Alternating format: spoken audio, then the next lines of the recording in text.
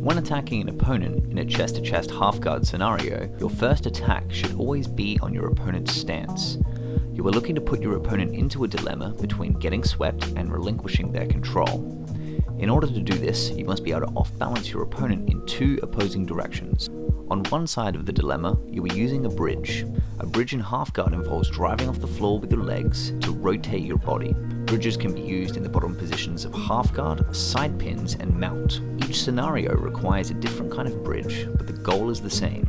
Using your hips to disrupt your opponent's balance and base, putting them into a dilemma between maintaining the top position or maintaining inside position.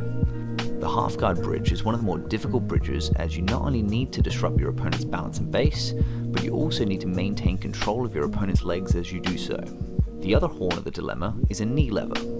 Knee levers are one of the most important sweeps to have in your half-guard arsenal. The basic idea of a knee lever is to take your opponent's hips out wider than the base of their knee.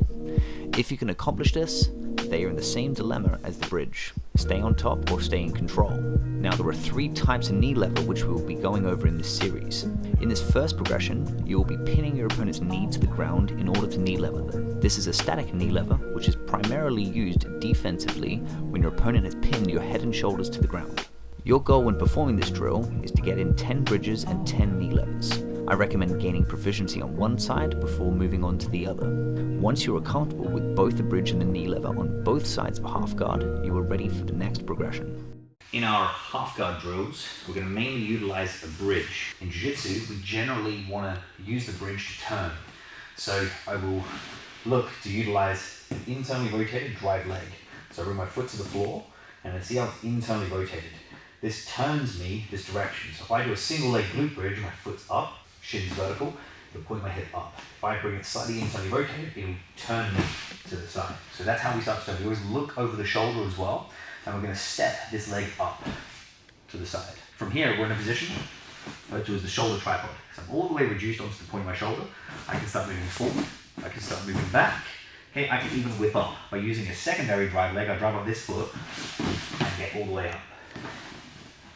So this is the solid drill you can practice. We're going to drive up this leg, look, turn. It's about getting all the way onto your side. Common problem, a lot of people do this and they scoot their hips back. So the hip escape, I will be scooting my hip back. With a bridge, I bring my hips forward. From here, you can practice walking forward and back. You can drive off this foot. Now, notice how my toes, the ball of my foot is engaged with the floor. So I can drive off of this and whip all the way up. Okay, that's the drill you can practice at home. The next level, Mike will be here, and it's going to be in top half guard. So from here, he's going to have a cross face, and he's going to have an underhook on this side. Now, we can choose how we want to frame here. We can decide to take a cross shoulder post, brings our arm completely across his shoulder line. We can also have a biceps cross face, where if my arm's shut out here, I can use my biceps to his temple. The basic idea is I want to shift his head this direction.